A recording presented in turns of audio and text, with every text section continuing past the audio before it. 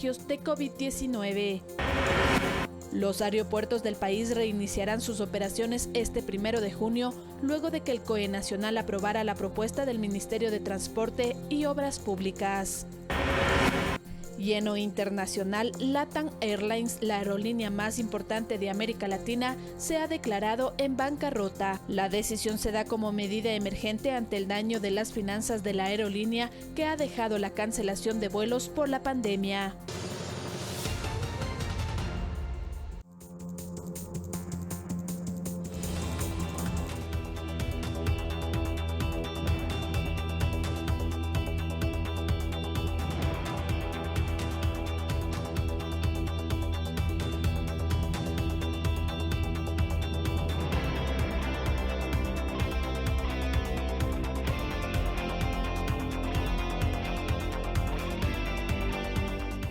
Repasamos esta información. El primer mandatario, Lenín Moreno, rindió su informe a la Nación en la Asamblea Nacional. Manifestó que los ejes de su último año de mandato serán salud, dolarización, empleo y alimentación. Indicó además que se buscará el mecanismo para que aporten a la emergencia los que ganan de $5.000 en adelante y las empresas que no fueron afectadas durante la pandemia. Condolencias a los familiares de los fallecidos por COVID-19. También lo hago expresando el dolor nacional por quienes se han contagiado o han muerto durante esta emergencia. Por sus familiares y amigos, les hago llegar el cariño profundo y las sinceras condolencias de todos. Leyes para recuperar recursos. Para que los bienes de los corruptos pasen a las manos de los ecuatorianos. Incentivos para que quienes conozcan de bienes o dinero guardado o depositado fruto de la corrupción se beneficien por hacerlo. Y una nueva ley que permite crear jueces penales anticorrupción. Señoras y señores asambleístas, el país continúa esperando la aprobación de esas leyes. Asimismo, estoy proponiendo 2 modificaciones legales para que las sanciones penales sean mucho más drásticas en casos de corrupción durante alguna emergencia y para blindar la compra pública también en casos de emergencia. Llamado a fuerzas políticas. Muchos de ustedes han apoyado de forma decidida las leyes y las iniciativas urgentes, pero también hay sectores políticos a los que debo pedirles que permitan que mi gabinete haga su trabajo. Señores legisladores, pero por favor, tengamos algo de prudencia también. Busquemos juntos los equilibrios democráticos, pero no le demos al país un espectáculo de pirotecnia política. Prioridades del último año de mandato. Ante la situación que vivimos, las prioridades del país son preservar la salud de todos. Segundo, asegurar la supervivencia de quienes no tienen ni siquiera alimentación. Tercero, reactivar la economía para proteger el empleo. Cuarto, cuidar a toda costa la dolarización. Protección de la dolarización.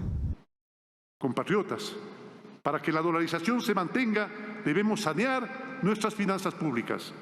Mientras yo sea presidente, la dolarización será cuidada, será protegida y será atesorada por deseo y voluntad de todos ustedes. Entrega de kits alimenticios. Para eso nació la campaña Dar una mano sin dar la mano, que logró sumar esfuerzos públicos y privados. Con profundo orgullo debo comentar que hemos entregado más de 1 millón de kits alimenticios y con el plan Canasta Solidaria más de 750.000 familias han recibido alimentos y en las próximas 4 semanas llegaremos a por lo menos 8 millones de ecuatorianos con una ayuda alimenticia. Contribuciones para emergencia. Aceptaré la sugerencia que se discutió en el trámite de la ley respecto de la facultad que me da la Constitución, que en casos de excepción, para quien gana más de $5.000 al mes, adelante un porcentaje de sus impuestos. Lo mismo le pediremos a las grandes empresas que no se han visto afectados sus ingresos durante la pandemia. Lo recaudado por este adelanto se destinará, óiganme bien, se destinará exclusivamente para proyectos de protección social a los más desvalidos y para el programa de créditos Reactívate Ecuador. Sistema unificado de compras públicas para salud. Haremos una compra unificada que empezará en Guayaquil y que dotará de medicamentos e insumos a todo el Ecuador. Así sabremos, con precisión, qué se compró, en qué cantidades, en qué precio. Eliminaremos las mafias que han trabajado durante años en los hospitales y además ahorraremos más de 400 millones de dólares. Fortalecimiento del agro. Gracias, queridos campesinos. Sin duda, una vez más, se ha demostrado que el campo es el motor y corazón productivo del Ecuador.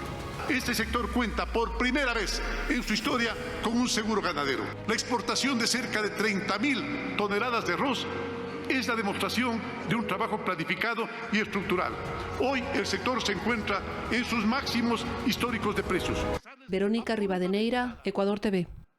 Ahora repasemos el mensaje desde la Asamblea. La legislatura es una institución democrática, así lo sostuvo el presidente de la Asamblea Nacional, César Litardo, en su mensaje previo al informe a la Nación del Jefe de Estado. Además, destacó que se aprobaron 17 leyes importantes para el país. Muy buenos días. El titular de la función legislativa reiteró que en la Asamblea se ha fomentado el diálogo y los consensos para aprobar las leyes. Indicó que es un espacio democrático y que eso se ha demostrado.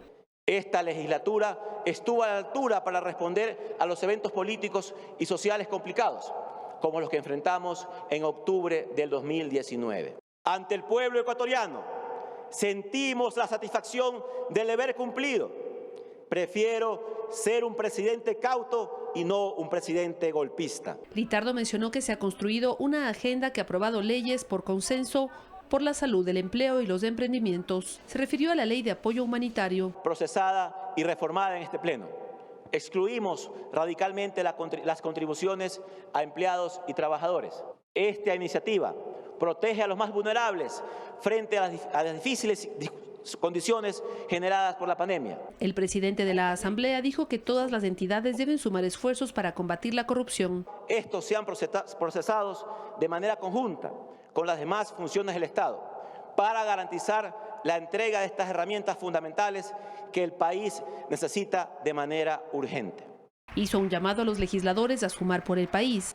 Una democracia para funcionar a plenitud también necesita de una oposición seria y responsable, con ideas y propuestas. Debemos construir una agenda por el país, con plazos claros y con resultados medibles, que se adapten a la nueva realidad nacional. Expresó su gratitud a los médicos que durante la emergencia sanitaria han dado su mejor esfuerzo para salvar vidas. Verónica Rivadeneira, Ecuador TV.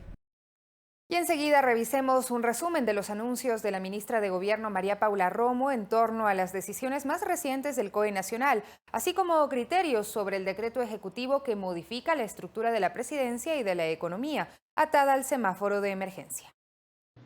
Los abogados del país enviaron una solicitud al COE Nacional para que se les otorgue salvoconductos porque tienen que comparecer a juzgados, atender audiencias, entregar escritos, entre otras actividades propias de su profesión, y se espera una respuesta favorable en las próximas horas. Es un área que no ha sido regulada todavía. La ministra Romo también comentó que al inicio de esta última semana de mayo se arranca con un 30 a 32% de la población en semáforo amarillo. Más o menos 6,5 millones de personas en el Ecuador están formalmente en cantones en donde las restricciones o las reglas corresponden al semáforo amarillo. Adicionalmente dio a conocer que se creó un equipo forense para mejorar el trabajo de identificación de cuerpos en la ciudad de Guayaquil. Entiendo yo que son 41 personas las que ya fueron identificadas.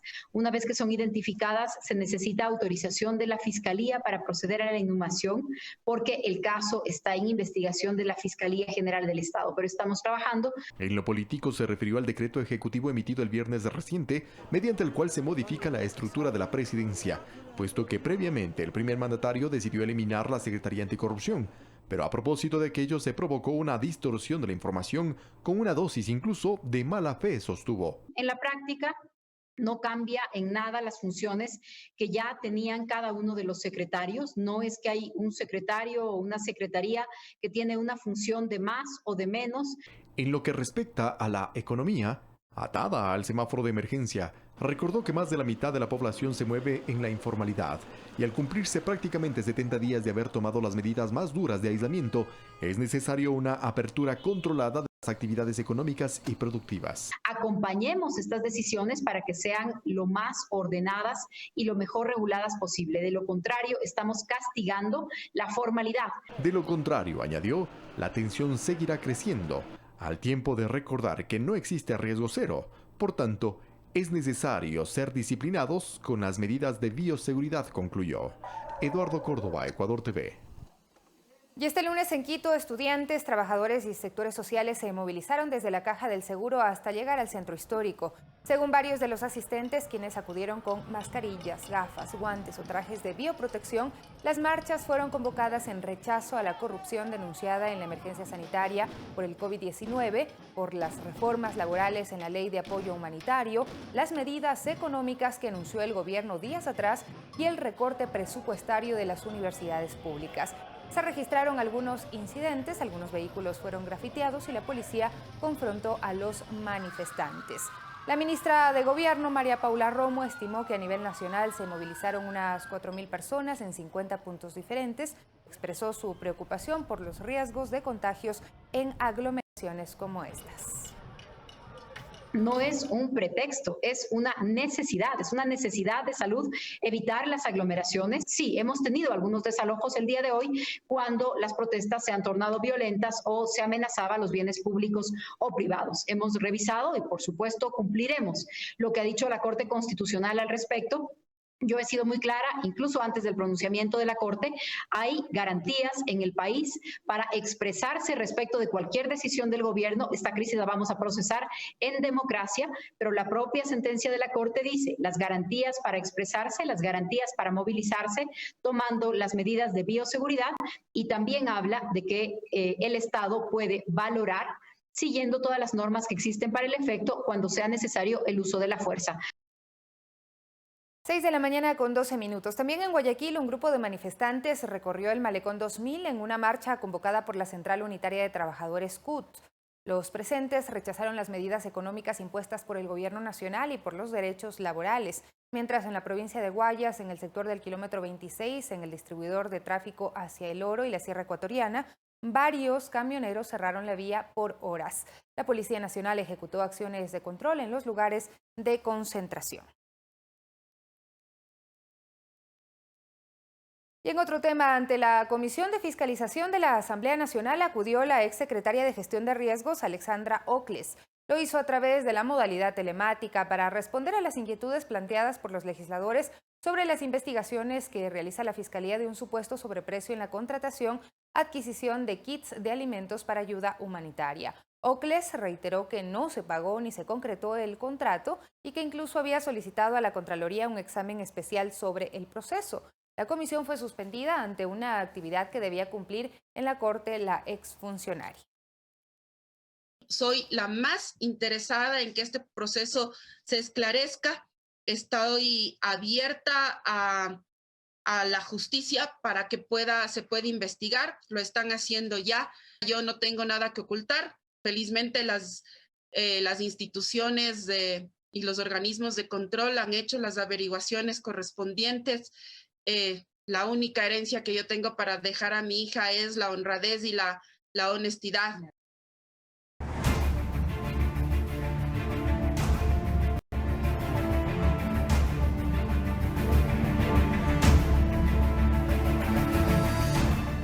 Y en Cuenca, el tranvía inició su fase de operaciones formativas. La misma es parte de un plan de formación ciudadana para que se familiaricen con el uso y funcionamiento de este nuevo medio de transporte. El inicio de operaciones se enmarca en el proceso de reactivación productiva de la ciudad bajo los parámetros establecidos en el semáforo amarillo que entró en vigencia en esta semana. En Cuenca, este lunes 25 de mayo, el tranvía se puso en marcha. Inició su fase de paulatina de operaciones comerciales, misma que forma parte del proceso de reactivación productiva de la ciudad dentro de la emergencia sanitaria por el COVID-19. Esta fase va de la mano de un periodo de formación ciudadana para que se familiarice con el uso y funcionamiento de este nuevo medio de transporte. Así lo indicó el alcalde de Cuenca. Vamos a tener al menos 60 días donde la ciudadanía va a entender cómo es el funcionamiento, a diferencia de un momento dado cuando se hacía, digamos, la vuelta de carrusel. Aquí no, las personas van a poder subirse y bajarse en la parada que les convenga. Es digamos, una simulación de cómo ya funcionaría comercialmente. De acuerdo a la alcaldía, durante la semana del 25 al 31 de mayo circularán 8 unidades. El horario será de 6 de la mañana a 20 horas. La frecuencia de circulación es de 10 minutos. Los horarios se ajustarán de acuerdo a la semaforización de la ciudad, indicó Carolina Ormaza, directora del Tranvía de Cuenca. Vamos a tener mensajes en las paradas en las que nos van a ir guiando de ese buen comportamiento, el uso de la mascarilla, la desinfección de las manos, el distanciamiento en el interior de las unidades. También ya está con la señalética correspondiente y en cada una de las paradas irá recordándonos ese mensaje. Este sistema de transporte público respetará la capacidad máxima del 30%. El COE cantonal decidió cambiar el semáforo de rojo a amarillo en la urbe cuencana. Este regirá durante esta semana. El 31 de mayo se realizará una nueva evaluación. La restricción, ustedes saben que el semáforo amarillo, la amplitud de negocio es mucho mayor, pero hay restricciones como, por ejemplo, todavía no se puede operar a nivel de bares, de discotecas, karaokes, gimnasios y centros donde hay mayor aglomeración. Y el resto, quien sí pueda, recordarles, el aforo es máximo el 30%. Eso es fundamental. Juan Carlos Figueroa, Ecuador TV. 6 de la mañana con 17 minutos. Les contamos que expertos en epidemiología, estadística y otras ramas de la medicina, en una reunión con el alcalde de Quito, Jorge Yunda, pidieron no reactivar las actividades productivas ante los riesgos que ello implica y demandaron del sector empresarial una corresponsabilidad sobre la situación de emergencia sanitaria. El análisis estadístico fue abundante y al mismo tiempo desalentador, pues de las cifras reportadas oficialmente se conoce que con 3.108 fallecidos, el Ecuador tiene una de las tasas de letalidad del 8.4%. Sin embargo, si sumamos los fallecidos en el contexto COVID, que son 1.929, esta tasa probablemente sube hasta el 13.7%, colocándose dentro de los países con tasas de letalidad más altas a nivel mundial. En el Distrito Metropolitano de Quito no es muy distinta esa cifra, pues dicha tasa se ubica en el 8.1%. En este foro se aseguró que la comunicación sobre la emergencia es caótica y que no existe transparencia en las cifras. Más parece un garabato que una curva y realmente es preocupante porque estamos haciendo el ridículo a nivel mundial. Y sobre esa base se dijo que se abandonó la cuarentena a mitad de camino. Desde el 4 de mayo el aislamiento comenzó a relajarse, que era el momento más crucial y que las consecuencias pasan una factura que se refleja también en los trabajadores de la salud, pues hasta el 22 de mayo el 10.8% de los contagiados por COVID corresponden a este sector y de ellos 1.623 son médicos. En el hospital, si un médico se contagia de COVID-19, 10 pacientes corren el riesgo de perder su vida. Entonces se plantearon condiciones que permitan evaluar la situación para cambiar el color de semáforo de emergencia. Por un lado, conocer si está o no controlada la epidemia, si se puede o no lidiar con un resurgimiento de casos COVID después de aligerar las medidas, y si el sistema de vigilancia puede o no detectar casos nuevos.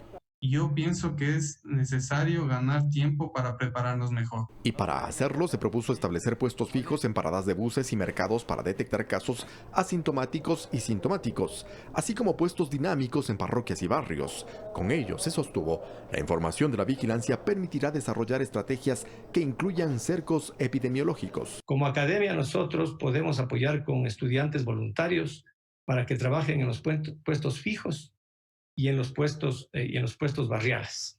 Y sugerir que podría pasarse del semáforo rojo al amarillo por parroquias. Aclararon que no son un frente de choque a los sectores comercial y productivos, que entienden la necesidad que existe por trabajar, pero que se lo debe hacer con responsabilidad, en orden y con solidaridad. No estamos enfrentados con los empresarios, estamos de la misma orilla. Tenemos que llegar a ponernos de acuerdo. El enemigo común es el virus. Y frente al cual todavía nosotros no tenemos las armas suficientes para enfrentarlo. Y aunque la disyuntiva para mucha gente está entre morirse por COVID o de hambre, el marco de respuesta socioeconómica también debe contemplarse para evitar enfrentarse a esta elección. tomar las mejores decisiones en función de nuestra ciudad, prevaleciendo por sobre todo la vida, pero también con este equilibrio de que necesitamos aprender a convivir con el virus, aprender a salir y no contagiarnos. Eduardo Córdoba, Ecuador TV. Compleja situación de la capital. Mientras tanto, la propuesta del Ministerio de Transporte y Obras Públicas para retomar las operaciones aéreas nacionales e internacionales de pasajeros fue aprobada por el Comité de Operaciones de Emergencia Nacional. Con ello, los vuelos se podrán reanudar con el 30% de las frecuencias autorizadas desde el 1 de junio. El número de vuelos que podrán hacer las aerolíneas dependerá de las frecuencias admitidas en el respectivo permiso de operaciones que aprobó el Consejo Nacional de Aviación Civil para dar y cada ruta aplicada. Mientras los aeropuertos tendrán la señalización y la señalética adecuadas que permitan identificar las medidas de distanciamiento social y se permitirá únicamente el ingreso a las personas que presenten su boleto aéreo.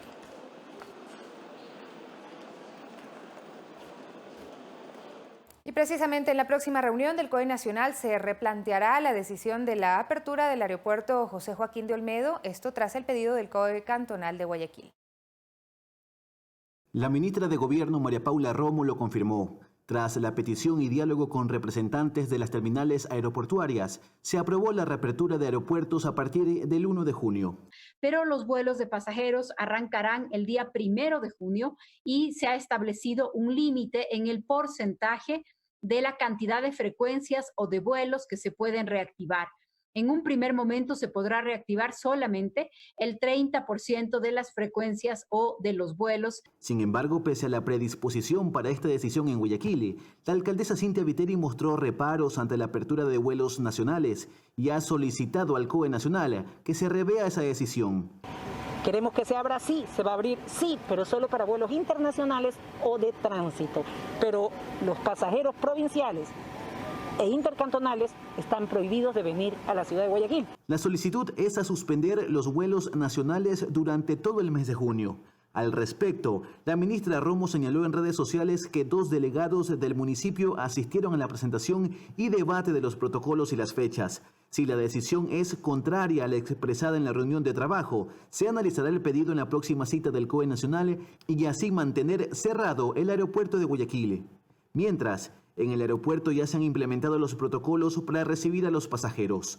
Luis Alfredo Zúñiga, Ecuador TV.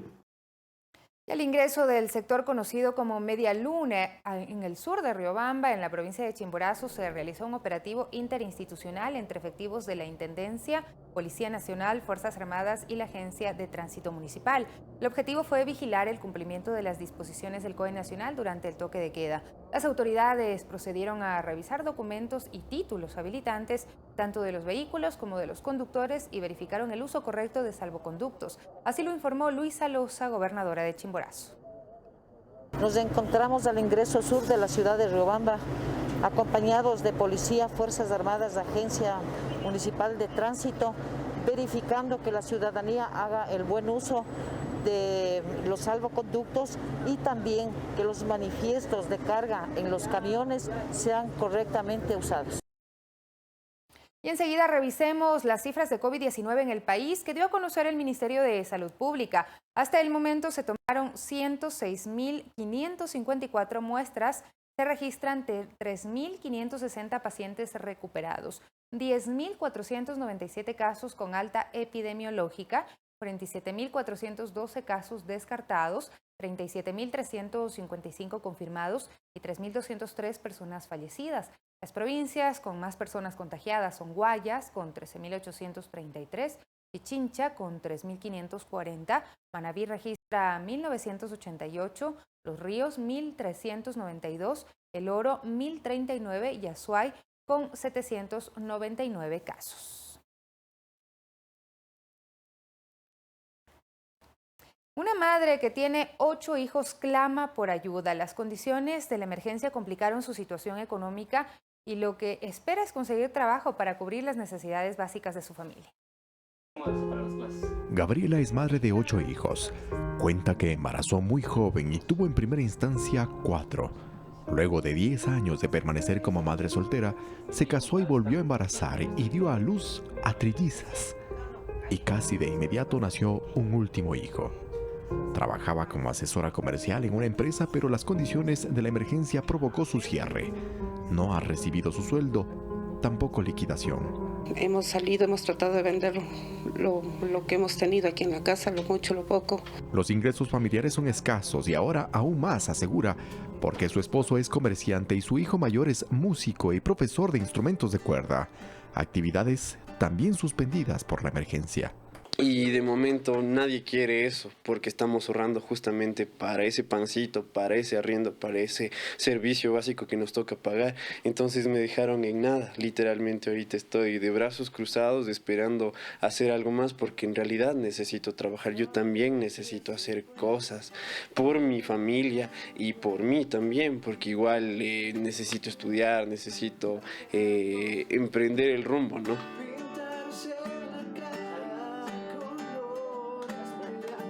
Comentan que las actividades diarias, tanto las de casa como las de estudio, son organizadas en medio de limitantes, pero también con dificultad a la hora de cubrir las necesidades básicas. Las 3 comidas que uno dice voy a tener a diario para mis hijos, no. Piden ayuda, piden trabajo. Yo toda mi vida he trabajado de lo que sea. Me han puesto hasta de cocinera, hasta lavar platos. Yo siempre lo he hecho, sí, y estoy dispuesta a hacerlo. Las condiciones económicas obligaron a que 2 de sus hijos vivan con la abuela. Pero además, uno de los mayores ya es papá. Dicen que no se necesita para ser feliz el dinero, pero sí es importante.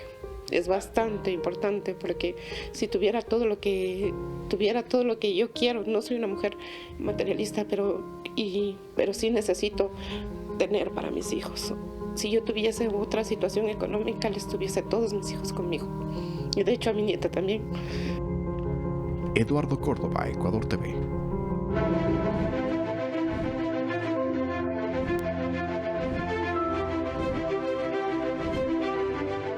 Estos serán los 4 pilares de mi último año de gobierno: salud, alimentación, empleo y dolarización. En salud hemos invertido 10.000 millones de dólares, sin contar los casi 760 millones adicionales durante esta emergencia sanitaria. El Ministerio del Ramo y el IES han abierto en 3 años 2.400 centros de salud de primer nivel, y en esta época se han contratado 3.040 profesionales. Hace 3 semanas firmé un decreto que termina con la compra individual de insumos y medicinas por parte de 700 hospitales de centros de salud. Con ello, eliminaremos las mafias que han trabajado durante años en los hospitales y además ahorraremos más de 400 millones de dólares. Y de igual manera, dotaremos mayor infraestructura y equipamiento con especial énfasis en la Amazonía. Vamos a mejorar la estrategia médico del barrio. Seguiremos implementando el Plan Intersectorial de Alimentación y Nutrición Ecuador 2018 y 2025 y cumpliremos la meta de lactancia materna en los primeros meses de vida. El gobierno de todos.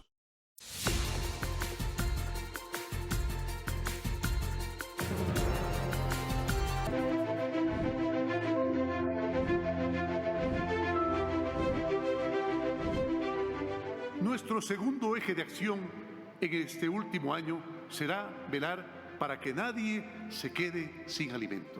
Para eso nació la campaña Dar una mano sin dar la mano, que logró sumar esfuerzos públicos y privados.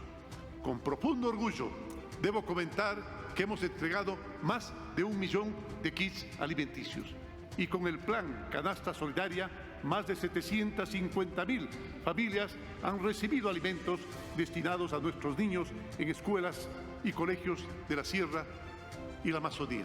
Además, Ban Ecuador, la Corporación Financiera, CONAFIPS, el BIES y el Banco de Desarrollo reprogramaron ya 18.000 créditos y han otorgado 56.000 nuevos créditos por un monto total de 850 millones.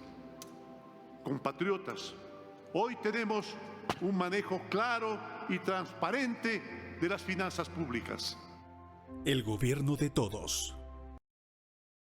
6 de la mañana con 34 minutos. Les contamos que familiares y amigos exigen justicia por la muerte de Cristian R., un joven que falleció en un accidente de tránsito que ocasionó una persona que circulaba sin salvoconducto y evadió un control policial. El siniestro ocurrió en el sector de Huangopolo, en Quito. Irónicamente, no fue el coronavirus que cegó la vida de mi hermano, sino la irresponsabilidad e inconsciencia. Son algunas de las palabras que publicó en sus redes sociales la hermana de Cristian R., ante la indignación de ver cegada la vida de su ser querido. La parte delantera del vehículo Citroën de Cristian quedó completamente aplastada tras colisionar frontalmente con un automóvil tipo Jeep, cuyo conductor, según testigos, circulaba a exceso de velocidad, tras huir de un control policial por no contar con el salvoconducto. El siniestro ocurrió en el sector de Huangopolo, en Quito, el sábado pasado. De acuerdo a la información de familiares, después del accidente, Cristian deja en la orfandad a 2 niños, unos padres devastados y 2 hermanos y familiares que reclaman justicia para él. El sepelio se realizó de manera reservada este día lunes 25 de mayo. A través de la página de Facebook Justicia para Cristian, la familia pide no se publiquen nombres de las personas implicadas ni tampoco de servidores judiciales para salvaguardar la integridad del caso, que se encuentra abierto. Casos de dolor, lágrimas y sangre en las vías del país durante la emergencia sanitaria a causa de la irresponsabilidad de personas que no respetan las normativas vigentes se repiten una y otra vez. Una de las últimas historias fue el caso del soldado azul, quien estuvo a punto de morir tras ser atropellado por un conductor que se encontraba en estado de ebriedad. Según la Agencia Metropolitana de Tránsito, más de 14.000 conductores fueron citados por no cumplir las normativas vigentes, como circular sin salvoconductos, esto durante los 2 meses de la emergencia sanitaria. Juan Carlos Figueroa, Ecuador TV. Y en otro tema, la Prefectura del Guayas, de la mano de autoridades municipales, realizaron la limpieza de palizada en las bases del puente del Cantón Santa Lucía, en la provincia del Guayas, para evitar su colapso. Con la intervención de la Prefectura del Guayas se realizó la limpieza de una palizada y se desasolvó el sedimento acumulado en 3 de las bases del puente San Pedro Espinal Piñal del Cantón Santa Lucía, que ponían en riesgo la estructura que conecta importantes sectores agrícolas de la zona. Está una retroexcavadora encima de una gabarra haciendo todo el desmontaje de la palizada, que ya está muy solidificado. Hay un limo muy fuerte y eso está empujando y está cediendo al puente. Los trabajos se ejecutaron en coordinación con el municipio local. Para ello se utilizó una barcaza, una grúa de 30 toneladas, una excavadora de brazo largo y una cuadrilla de obreros. Ahorita hay que buscar las soluciones, somos gente de soluciones y lo primero es limpiar toda esa palizada para desahogar un poco el puente. Y es lo que hemos hecho. El alcalde de Santa Lucía señaló que esta estructura, edificada en administraciones anteriores, no está técnicamente diseñada y buscarán soluciones. Y vamos a hacer un trabajo junto con la prefectura para poder mantener la estructura del puente, porque se puede caer. Luis Alfredo Zúñiga, Ecuador TV. Y el Ministerio de Inclusión Económica y Social entregó ayuda a los damnificados por las inundaciones generadas por el desbordamiento de los ríos Yaupí y Chinquianas en el cantón Tiguinza, en la provincia de Morona, Santiago. Se entregaron ayudas humanitarias, alimentos, colchones, kits de ropa y juegos de vajillas a 53 familias que resultaron afectadas. Estas familias hoy día tengan un colchón seco, hoy tengan una cobija, una frazada y alimentación para llevar a su boca. Han pasado duros momentos, difíciles momentos, y me parece que lo que establecía como gobierno nacional era visitar y estar aquí presentes para ciertamente establecer un proceso de protección a las familias vulnerables en función de esta catástrofe que ha vivido distintas comunidades de Logroño y Tiguinza. Perdí todas mis cositas, ollas, platos, pero ahora ustedes que me están haciendo una ayuda, yo me siento feliz. Esa ayuda, lo que me dan ustedes, yo siento mis hijitos también ahora no van a sufrir diciendo van a dormir más o menos, porque yo quedé sin ropa. Yo estoy recibiendo 3 colchón, cocineta, creo que está ahí, olitas, me están ayudando ustedes. Eso agradezco. ¿Cómo le va a servir eso a usted? Eso me sirve para comer, dar comer a mis hijitos. Y una atención integral recibió la familia Guagua por parte de la Secretaría de Inclusión del municipio de Quito. Este grupo, integrado por 4 personas, vive en el barrio El Placer, en el centro de la capital, en condiciones de extrema pobreza. Sí, la verdad, yo tengo una enfermedad.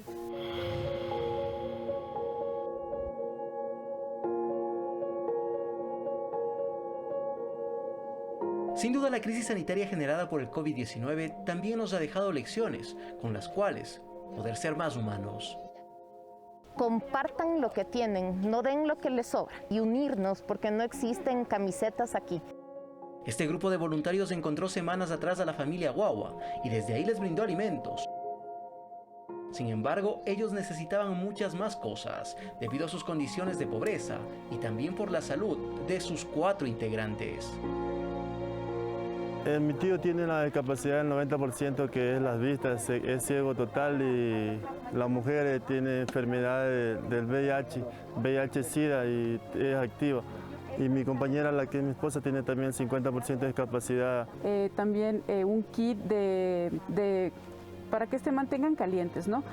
Frazadas, y les hemos adecuado un poquito la casa. Por eso llegaron hasta el terreno donde tienen su casa, hecha de bloque y mayoritariamente de plástico, para revisar su salud, entregar medicinas y alimentos, no solo para ellos, sino también para sus mascotas, a quienes la familia Guagua nunca ha pensado en abandonar. Le tenemos de pequeño, ya es tan grande, si le botamos también que se vayan a la calle, se ve feo, entonces yo le trato de cuidar. Ahora lo que se quiere es reubicarlos, para que exista un final feliz en esta historia. Hasta tanto no se dejará de atenderlos, al igual que otros 3.000 núcleos familiares, a los cuales se ha podido respaldar durante esta época de emergencia.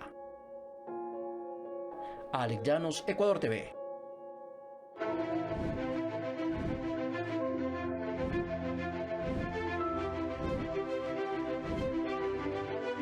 La crisis exige un esfuerzo de todos. Quien más tiene debe hacer un mayor esfuerzo. Por ello, aceptaré la sugerencia que se discutió en el trámite de la ley respecto de la facultad que me da la Constitución, que en casos de excepción, para quien gana más de $5.000 al mes, adelante un porcentaje de sus impuestos. Lo mismo le pediremos a las grandes empresas, aquellas que no se han visto afectados sus ingresos durante la pandemia. Lo recaudado por este adelanto se destinará, óiganme bien, se destinará exclusivamente para proyectos de protección social a los más desvalidos y para el programa de créditos Reactívate Ecuador. El gobierno de todos.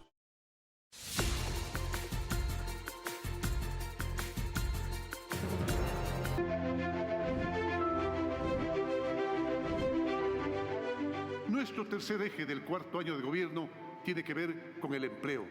Es así como junto a ustedes, queridos señores asambleístas, conseguimos la aprobación de la Ley de Crecimiento Económico.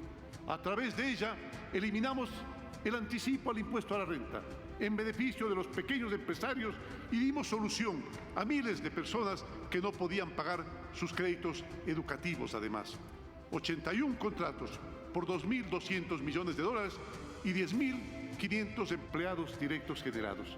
También avanzamos en acuerdos comerciales con países y regiones que significan más riqueza. Esto significa más riqueza, más bienestar, más empleo.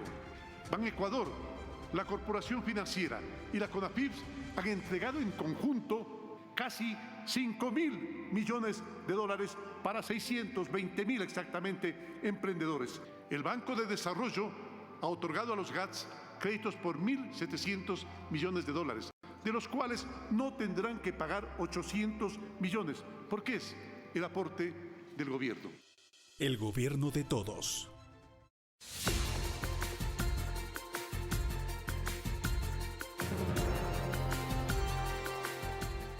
Revisamos la información del mundo. LATAM Airlines y sus filiales en Chile, Perú, Colombia, Ecuador y los Estados Unidos se han acogido al proceso de reorganización financiera del capítulo 11 de los Estados Unidos. Las filiales de LATAM en Argentina, Brasil y Paraguay no están incluidos en esta solicitud. Esta solicitud de protección en la ley de bancarrota en Estados Unidos es un proceso voluntario para una reorganización y reestructuración de su deuda. La decisión se da como medida emergente ante el daño a las finanzas de la aerolínea que ha dejado la cancelación de vuelos por la pandemia.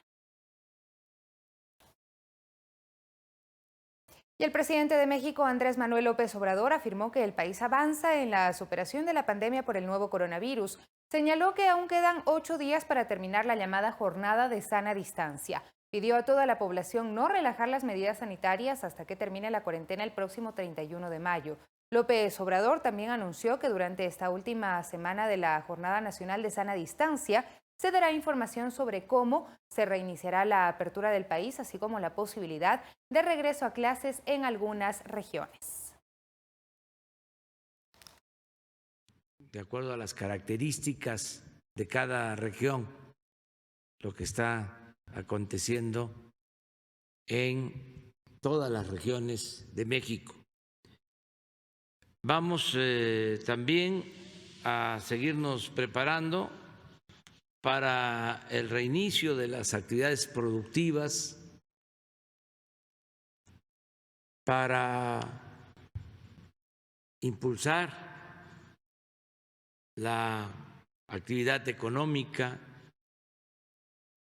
Y el primer ministro de Reino Unido, Boris Johnson, dijo que Gran Bretaña podría reabrir todas las tiendas minoristas no esenciales el 15 de junio si el coronavirus permanece contenido. Además, precisó que los mercados callejeros, también los centros de exposición de vehículos, podrán reabrir en esa misma fecha. El resto de comercios minoristas no esenciales podrán reanudar su actividad desde mediados del próximo mes si esos entornos se consideran seguros. Mientras el director general de la Organización Mundial de la Salud, Tedros Adhanom, anunció que el organismo detendrá temporalmente los ensayos clínicos con hidroxicloroquina en pacientes de COVID-19 al haberse detectado un mayor índice de mortalidad en esos pacientes. La decisión, una medida de cautela que podría ser revisada, se la tomó tras una publicación de la revista médica The Lancet, donde un estudio revela que hay mayores tasas de mortalidad en pacientes en los que se habían ensayado tratamientos con hidroxicloroquina usada habitualmente contra la malaria.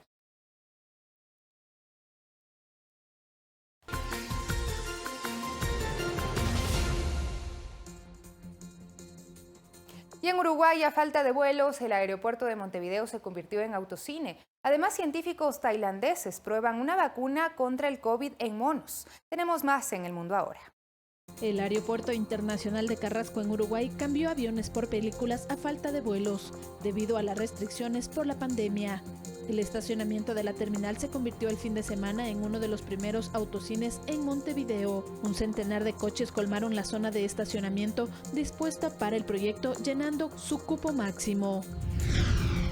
Científicos en Tailandia comenzaron a probar en monos una vacuna contra el COVID-19. Estos investigadores inyectaron una primera dosis a 13 macacos. La fase de prueba en los monos macacos se produjo después de que los ensayos con ratones tuvieran éxito. Según la Organización Mundial de la Salud, más de 100 vacunas se encuentran actualmente en diversas etapas de desarrollo en todo el mundo, al menos 8 de las cuales se encuentran en ensayos clínicos con humanos. Más de 170 estudiantes de una escuela de Manila en Filipinas asistieron de manera virtual a su ceremonia de graduación el pasado 22 de mayo gracias a un robot. El equipo de robótica de la Escuela Secundaria de Ciencia y Tecnología, en memoria del senador Renato Cayetano, sugirió ensamblar un robot que pudiera representar a cada uno de los 179 estudiantes para su cibergraduación.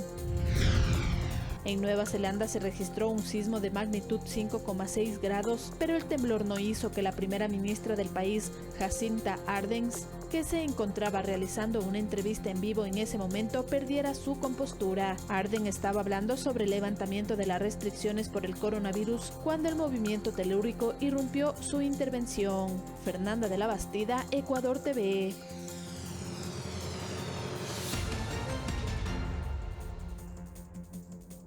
Y con esto finalizamos la primera parte de Telediario. En breve vienen las entrevistas, el análisis de los temas más importantes de Ecuador y del mundo. Conmigo será hasta el día de mañana.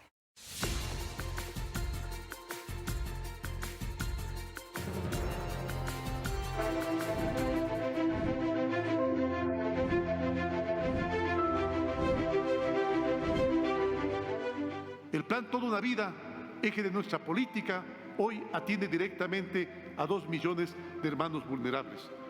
En pensiones y bonos de ayuda social hemos invertido 2.150 millones de dólares. Ya entregamos, contratamos o están programadas 159.000 viviendas que dan techo a 711.000 personas y hasta 2021 serán 40. 31.000 casitas más. La niñez y la juventud son nuestra prioridad. Por eso hemos invertido en educación 12.900 millones de dólares. En estos 3 años hemos ofertado ya 590.000 cupos de ingreso a las universidades y 81.000 exactamente cupos de la modalidad no presencial. El año que falta mejoraremos la oferta de infraestructura escolar. Vamos a movilizar la sociedad para alfabetizar, a completar la educación básica y a dar continuidad a la formación de los ecuatorianos. El gobierno de todos.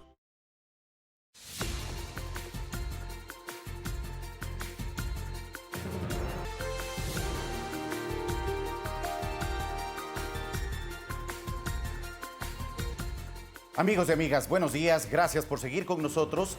Seguimos revisando información aquí en Telediario. En los próximos minutos nos acompañará Pablo Lucio Paredes, analista económico, con quien conversaremos sobre los planes en materia económica del Gobierno Nacional y las últimas decisiones adoptadas frente a la crisis agudizada por el COVID-19. También estará con nosotros el ministro de Vivienda, Guido Maquiavelo, para conversar sobre las acciones adoptadas frente a la situación que vive el país. Y también el doctor Santiago Carrasco, presidente de la Federación Médica Ecuatoriana, con quien también conversaremos sobre la posibilidad de que la ciudad de Quito pase de luz roja a amarilla en medio de la emergencia sanitaria. Gracias a todos por acompañarnos.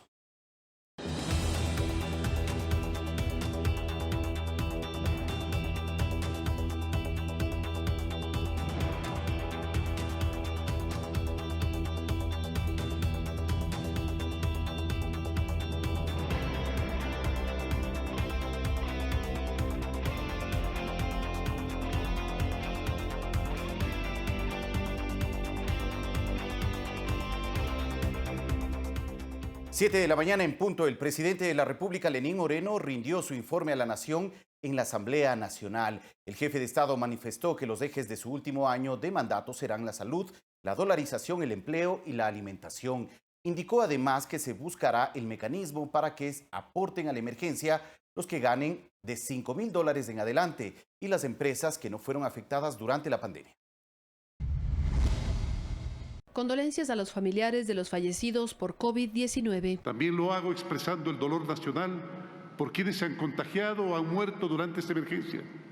Por sus familiares y amigos, les hago llegar el cariño profundo y las sinceras condolencias de todos. Leyes para recuperar recursos. Para que los bienes de los corruptos pasen a las manos de los ecuatorianos. Incentivos para que quienes conozcan de bienes o dinero guardado o depositado fruto de la corrupción se beneficien por hacerlo. Y una nueva ley que permite crear jueces penales anticorrupción. Señoras y señores asambleístas, el país continúa esperando la aprobación de esas leyes. Asimismo, estoy proponiendo 2 modificaciones legales para que las sanciones penales sean mucho más drásticas en casos de corrupción durante alguna emergencia y para blindar la compra pública también en casos de emergencia.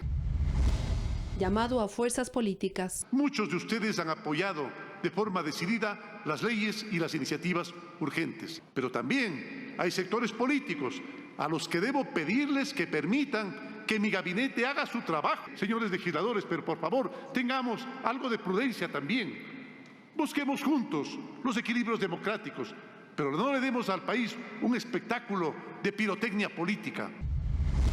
Prioridades del último año de mandato. Ante la situación que vivimos, las prioridades del país son preservar la salud de todos. Segundo, asegurar la supervivencia de quienes no tienen ni siquiera alimentación. Tercero, reactivar la economía para proteger el empleo. Cuarto, cuidar a toda costa la dolarización. Protección de la dolarización. Compatriotas, para que la dolarización se mantenga, debemos sanear nuestras finanzas públicas. Mientras yo sea presidente, la dolarización será cuidada, será protegida y será atesorada por deseo y voluntad de todos ustedes. Entrega de kits alimenticios. Para eso nació la campaña Dar una mano sin dar la mano, que logró sumar esfuerzos públicos y privados. Con profundo orgullo debo comentar Hemos entregado más de 1 millón de kits alimenticios y con el plan Canasta Solidaria, más de 750.000 familias han recibido alimentos y en las próximas 4 semanas llegaremos a por lo menos 8 millones de ecuatorianos con una ayuda alimenticia. Contribuciones para emergencia. Aceptaré la sugerencia que se discutió en el trámite de la ley respecto de la facultad que me da la Constitución, que en casos de excepción, para quien gana más de $5.000 al mes, adelante un porcentaje de sus impuestos. Lo mismo le pediremos a las grandes empresas que no se han visto afectados sus ingresos durante la pandemia. Lo recaudado por este adelanto se destinará, óiganme bien, se destinará exclusivamente para proyectos de protección social a los más desvalidos y para el programa de créditos Reactívate Ecuador. Sistema Unificado de Compras Públicas para Salud. Haremos una compra unificada que empezará en Guayaquil y que dotará de medicamentos e insumos a todo el Ecuador. Así sabremos con precisión qué se compró, en qué cantidades, en qué precio.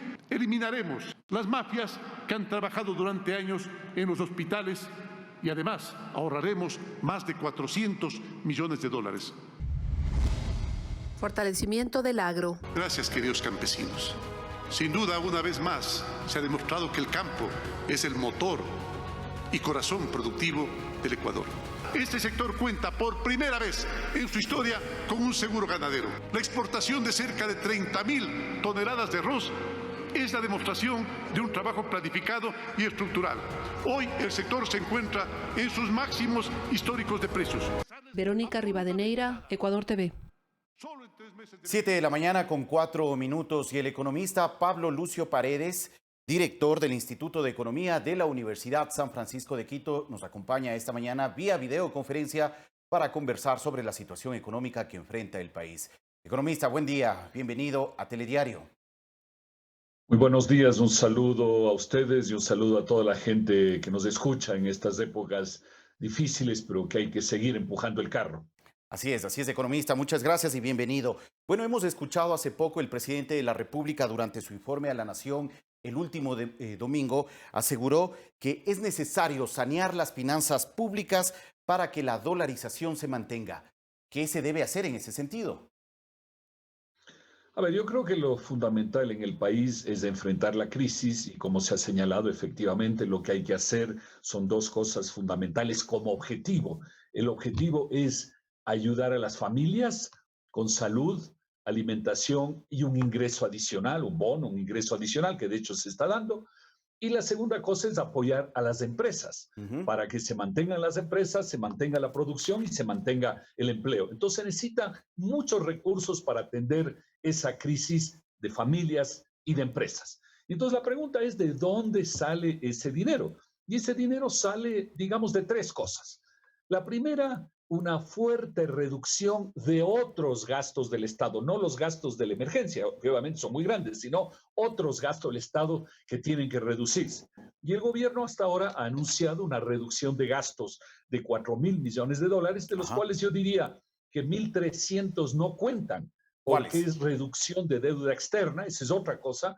Esfuerzo del gobierno de reducción son 2.700 millones y lo que se tiene que reducir es el doble, no para que ese dinero se quede en el aire, ese dinero tiene que servir para apuntalar la economía, las empresas, la familia en la crisis. Lo segundo que se tiene que hacer es conseguir dinero afuera, porque hemos perdido dólares del petróleo, del turismo, de las remesas, de las flores, etcétera, etcétera, de exportaciones. Hemos perdido dinero, tenemos que encontrar dólares y la verdad es que, aunque no sea lo ideal, pero ese dinero tiene que venir de crédito externo en buenas condiciones. Entonces, primero, un ajuste fiscal mucho mayor de lo que el gobierno ha hecho. Segundo, conseguir crédito externo, que ya ha empezado a llegar dinero, pero tiene que seguir llegando más dinero hasta fin de año. Tercero, eventualmente, había este tema de cobrar un impuesto, eso ya quedó de lado. Ahora el presidente dice, no voy a cobrar un impuesto, sino un adelanto del impuesto a la renta a los que más tienen. Yo estoy de acuerdo con eso, me parece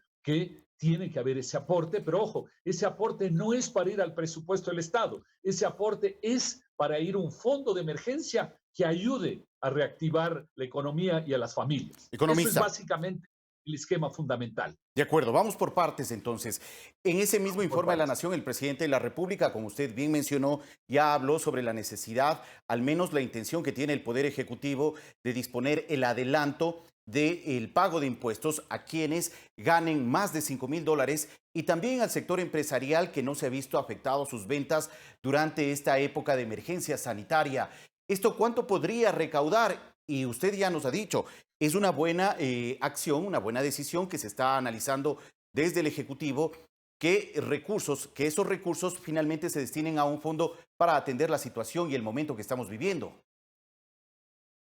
Mire, el impuesto del que se hablaba en la Asamblea iba a recaudar alrededor, digamos, de $1.000 millones, un poco más, un poco menos, probablemente más hacia los 800 que hacia 1.000. No sabemos qué es lo que va a proponer el presidente, pero se supone que es algo similar, así que estaremos hablando de probablemente, digo, unos 700, 800 millones de dólares por ahí. Pero ojo, el primer punto que yo señalé, y por eso lo puse en ese orden, no antes, sino paralelamente a cobrar ese impuesto, tiene que haber la creación seria de ese fondo, no un fondo que va a ser manejado ahí de cualquier manera en base a corrupción, malgastando el dinero, pero además tiene que haber la reducción del gasto público. O sea, los ecuatorianos, las personas que tenemos la suerte de haber vivido mejor la emergencia que otros ecuatorianos, me parece justo que aportemos a la colectividad, pero asimismo me parece indispensable que el Estado haga una mucho mayor reducción del gasto estatal del que se ha anunciado hasta ahora. ¿El ajuste fiscal por dónde debería venir entonces?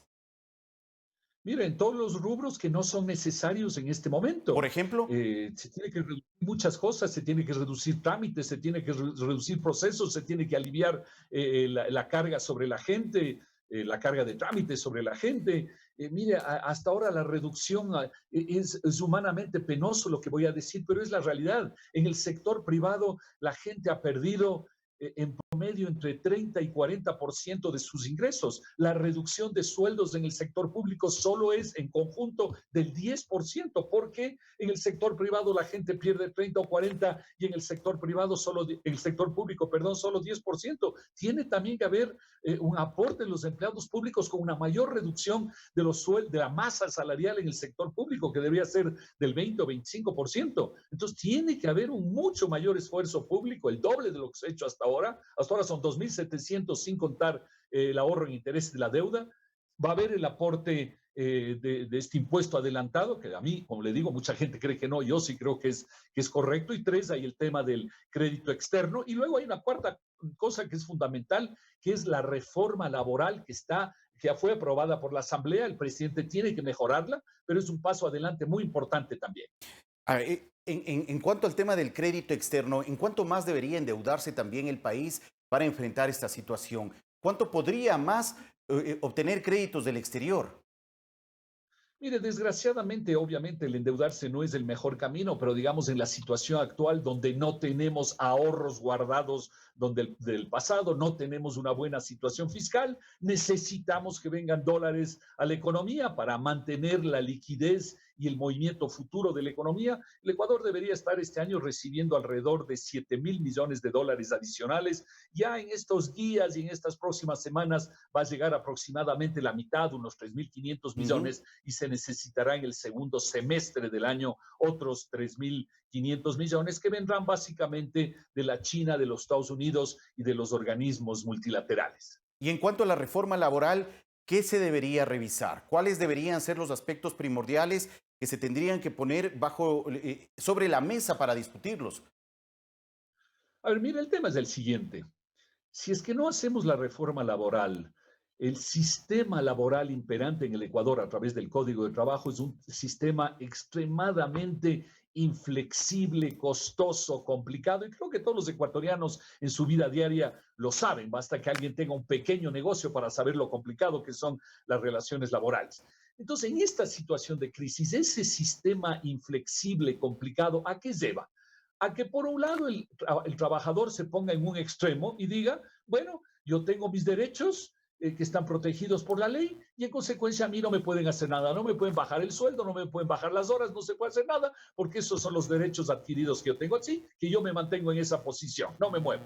Y en el otro extremo el empleador va a decir, ok, si el trabajador no se puede mover, entonces yo tampoco me voy a mover. ¿Y qué es lo que voy a hacer? Voy a aplicar algún artículo de la ley que me permita despedir a la gente o que me permita cerrar la empresa. Es decir, cada uno se pone en el extremo, en el extremo. ¿Quién gana con eso? Nadie. ¿Quién pierde? Ambos, trabajadores y empresarios, hoy y en el futuro, porque muchas empresas van a acabar despidiendo gente o cerrando las empresas sin tener que hacerlo. ¿Qué es lo que se necesita? Que se acerquen las posiciones de trabajadores y empleadores. ¿Cómo? A través de lo que dice la ley, que se ha propuesto, digamos, la que ha sido aprobada y que hay que enmendarla en ciertos aspectos, pero digamos, la filosofía general es correcta, es permitir que en cada empresa negocien trabajadores y empleadores para encontrar la mejor solución para ambos. La mejor solución, obviamente, por definición, en una situación de crisis, no es poder mantener todas las horas de trabajo, todos los sueldos, todas las ventajas, no, por supuesto, pero encontrar una solución razonable en unas empresas un poco más, en unas empresas un poco menos, que permita a los trabajadores seguir teniendo algún ingreso y a las empresas seguir viviendo y caminando, porque trabajadores y empresarios se necesitan unos a otros. Por eso, esta ley, con algunas enmiendas que tienen que darse en detalles, es una ley que debería ser aprobada. Economista, quiero regresar a la primera pregunta. Ya una vez usted ha explicado estos 4 elementos que asegura son necesarios para tratar de ajustar y generar cierto equilibrio en la economía ecuatoriana. El presidente ha dicho que mantendrá la dolarización y que para ello es fundamental sanear las finanzas públicas. En este momento la dolarización está estable. ¿Cómo se presenta? ¿Cómo se muestra frente al escenario económico que estamos atravesando? Mira, la dolarización en el Ecuador va a continuar porque los ecuatorianos queremos que continúe, porque económicamente es bueno para el Ecuador. No es perfecto porque no hay ningún mecanismo en la economía que sea perfecto. Es bueno para la economía ecuatoriana y es bueno desde todo punto de vista. Así que tenemos que seguir dolarizados. Para que sigamos dolarizados hay que evitar dos tentaciones. Es decir, no hay que defenderla. Lo que hay que hacer es no atacarla, digamos así, ¿no? La primera cosa es evitar la tentación de que si mañana el gobierno tiene problemas financieros, vaya y se tome el dinero del sistema financiero, es decir, el dinero nuestro de los depositantes que está en el sistema financiero, porque eso podría generar problemas en el sistema financiero que podrían llevar eventualmente a problemas de la dolarización. Entonces, primero, dejar el dinero del sistema financiero, que no es del gobierno, sino es nuestro, de todos nosotros, en el sistema financiero. Y segunda cosa, si es que el gobierno tiene problemas financieros, evitar la tentación de querer imprimir algún tipo de dinero paralelo al dólar, querer pagar los sueldos del gobierno con dinero electrónico, querer pagar los sueldos del gobierno con un bono del Estado, etcétera. Es decir, esas dos tentaciones son las que hay que evitar, que el gobierno quiera tomarse el dinero nuestro en la banca o que el gobierno quiera emitir papelitos que no son dólares. Esas dos tentaciones hay que evitar nada más. Sin eso, la dolarización se defiende solo y el presidente en eso tiene razón. Para evitar esas dos tentaciones, tiene que haber unas finanzas públicas sanas, digamos. Desde ciertos sectores se está mencionando que hay salida de divisas y que esto finalmente podría afectar la estabilidad de la dolarización. ¿Cuán cierto puede resultar esto?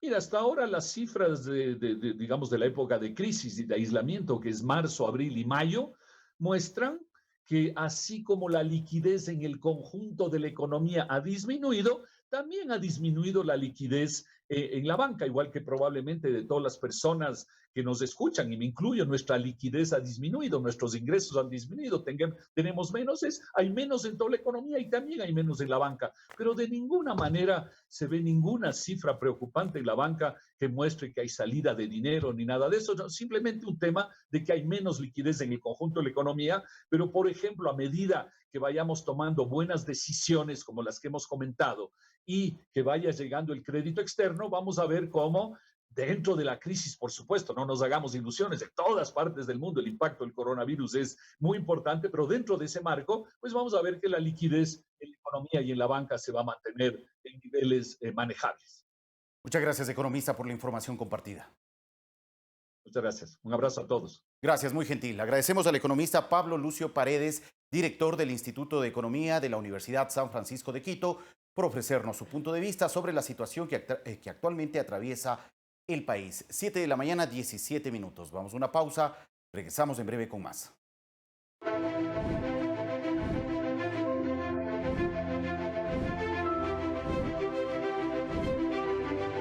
Para apoyar a nuestro campo, decidimos, ustedes recuerdan, firmar el gran acuerdo por la leche, que regula el uso del suero en la industria láctea, lo que permitió incrementar en 15% el uso de leche. Esto mejoró significativamente el precio que reciben nuestros ganaderos, beneficiando directamente a casi 300.000 familias.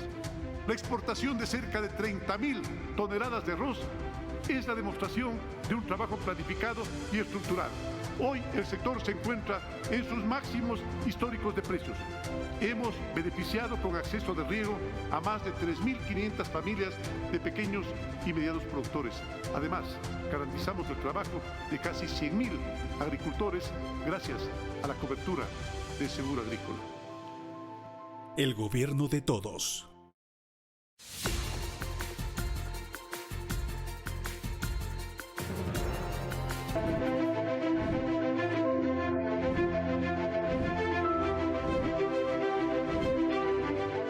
Estos serán los 4 pilares de mi último año de gobierno: salud, alimentación, empleo y dolarización.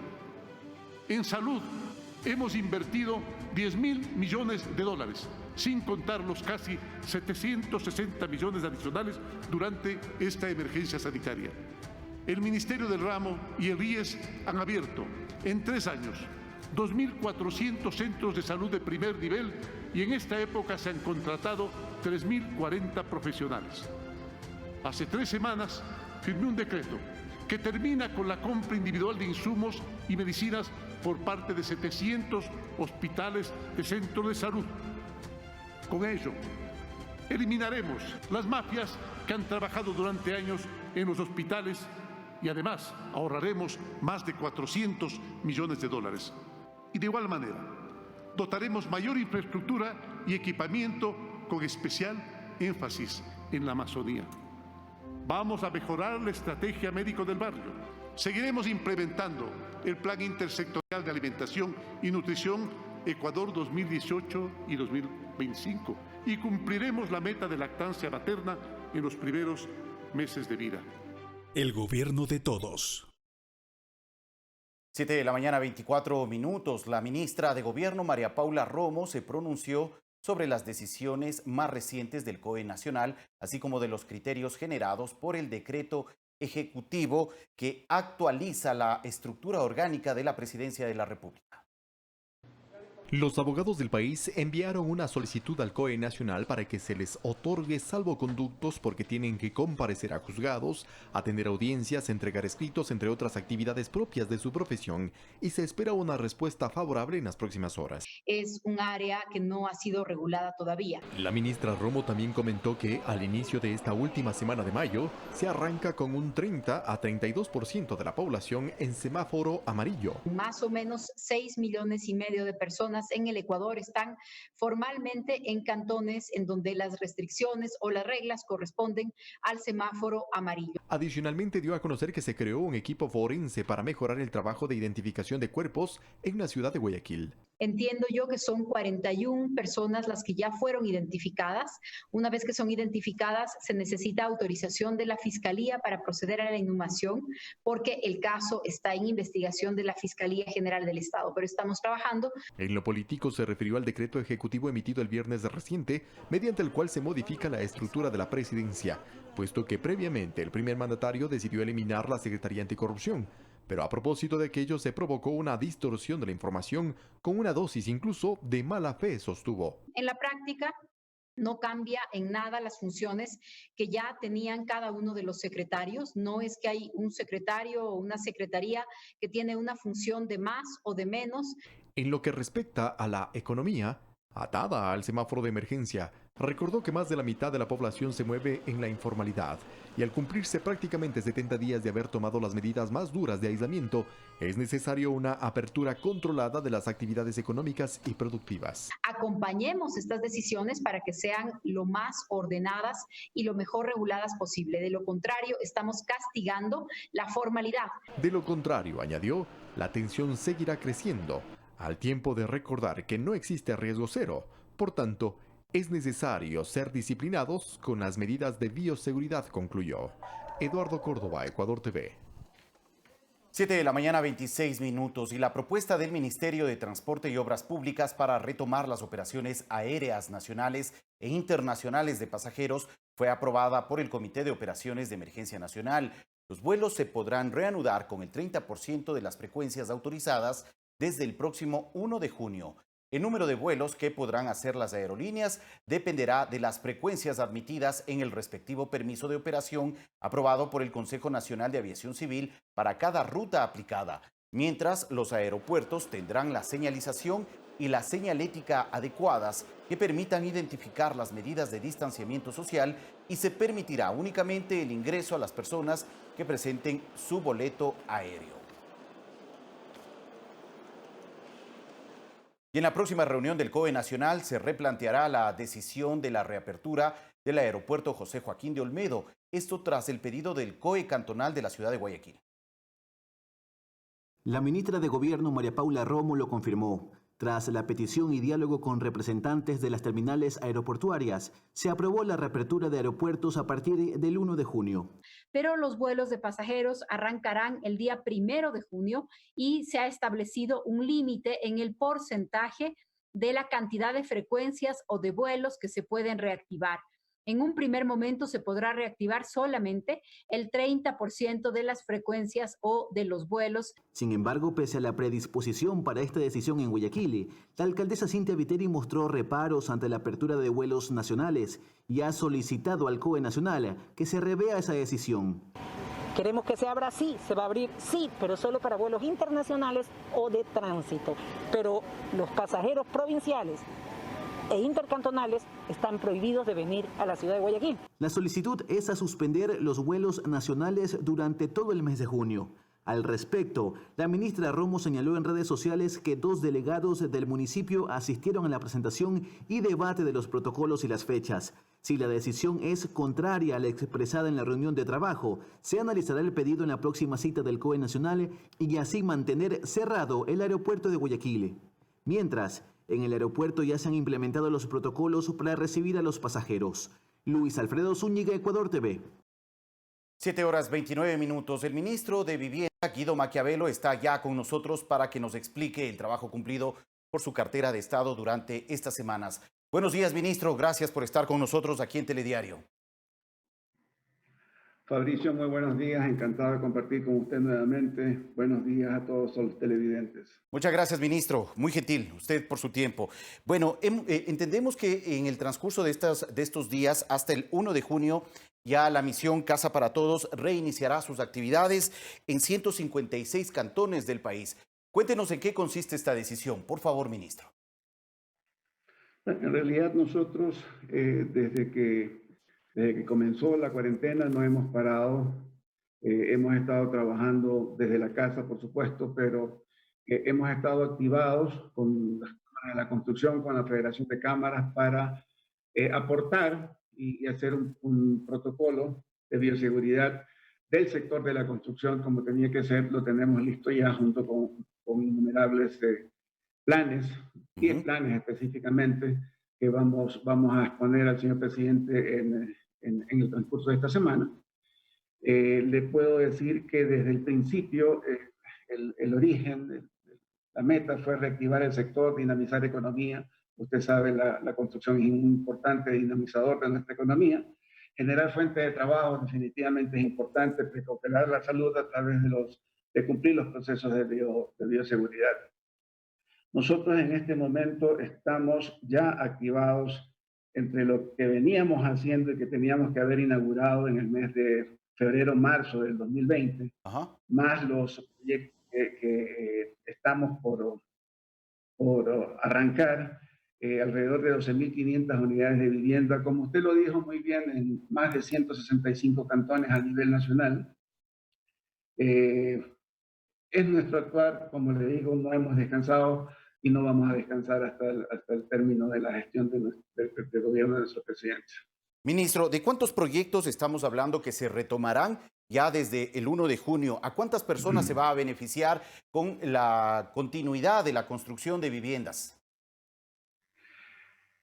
Nosotros a partir del 1 de junio vamos a arrancar con 65 proyectos, ya vamos a completar los 65 proyectos, tenemos alrededor de 32 proyectos que ya hemos avanzado en coordinación con los GATS municipales. Sí, esto significa aproximadamente 12.000 y más puestos de trabajo a nivel nacional. Esto implica una inversión, entiendo, cercana a los $50 millones. ¿Hay los recursos para ello? Y algo más, tenemos nosotros los recursos, los estamos utilizando en este momento. Recuerde usted que nuestros recursos son de fuentes multilaterales. Tenemos la disponibilidad en este momento. Hemos tenido reuniones con el MEF, con el Ministerio de Economía y Finanzas la semana pasada. Vamos a tener una el día de mañana. Estamos activados a nivel nacional. Ministro, ¿cómo van a cumplir ustedes como cartera de Estado el control y la supervisión en los proyectos que se retoman ya desde inicios del próximo mes, del mes de junio, para evitar que el tema de la pandemia, el tema de la crisis sanitaria pueda afectar en estos puntos de construcción de proyectos habitacional? ¿Habrá algún operativo especial, alguna disposición muy puntual por parte del Ministerio para controlar las medidas de bioseguridad en los proyectos que se retoman?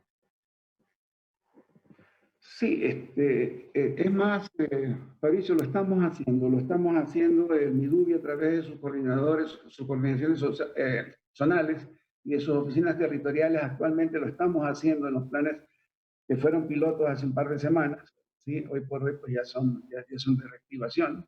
Para verificar, lo estamos haciendo para verificar el cumplimiento de todos los sistemas de bioseguridad en todos los proyectos nuestros, como le comenté hace un momento, algo más de 32 y a corto plazo algo más de 65. De acuerdo. ¿Cuáles son un poco los planes y las proyecciones que tiene el Ministerio a su cargo, el Ministerio de Desarrollo Urbano y Vivienda, ya al empezar este cuarto y último año de gestión? Sí, como le comenté, hemos presentado la propuesta del señor presidente. Nos vamos a activar alrededor de 10 planes que los tenemos total y absolutamente diseñados, total y absolutamente, me atrevería a decir, financiados inclusive. Recuerde usted que nosotros desde el inicio de la cuarentena nos activamos a través de los apps, que son básicamente activadores de ideas y concentradores de ideas para poder proponer ciudades más saludables a través de mejoramiento de barrios y mejorar ciudades de adentro hacia afuera. Aspiramos que hasta octubre del 2020 tengamos nuestra política de vivienda ya total y absolutamente activada. Además de eso tenemos pues el semillero de viviendas, que es otro plan muy interesante, ¿sí? En donde nos activamos a través de familias que tengan terreno, que no tengan terreno, que tengan casa, que no tengan casa, básicamente consiguiendo financiamientos externos que los puedan de una u otra manera reemplazar, por decir algo, con lo que están pagando actualmente en alquiler, ¿sí? Estamos hablando de otro proyecto que se llama Ahorro de Vivienda, estamos hablando de otro proyecto que se llama Mi Barrio, Tu Barrio. Tenemos otro que particularmente me interesa muchísimo, que son las comunidades productivas, en donde lo que hacemos es detectar comunidades que actualmente están activadas alrededor de un proyecto económico, y nosotros lo que hacemos es levantar expedientes de los miembros que constituyen esas comunidades, y en función de eso ver la posibilidad de que, si ellos cumplen el registro social, activarnos nosotros con o mejoramiento de vivienda o con casa nueva, con todo lo que implica en nuestro actuar. Recuerde usted que nuestras urbanizaciones hoy por hoy ya no son las de antes, ya no son las de los asentamientos en la época del terremoto, pues hoy por hoy tienen parques inclusivos, tienen casas comunales donde se pueda desarrollar la comunidad de una manera mucho más lógica. Tenemos emprendimientos, tenemos huertos. En este caso, las comunidades productivas, nosotros nos desarrollamos alrededor de la actividad que ellos tienen, ¿sí? Hay muchas instituciones que van a estar con nosotros actuando, la Secretaría de Plan Toda una Vida, el Ministerio de Agricultura. Hemos coordinado para que de levantamiento de los expedientes que hemos logrado, vemos que el 34% de las damas que forman parte de estas comunidades no están activadas a través del medio de producción que tiene la comunidad. Ante esa cuestión, ante ese singular dato, nosotros estamos activándonos con el Club Rotario Internacional para conseguir proyectos de fondos no reembolsables que va a hacer que las mujeres se activen a través de bancos comunitarios de mujeres y en función de eso darle un valor agregado al actuar económico que tiene la comunidad. Ministro.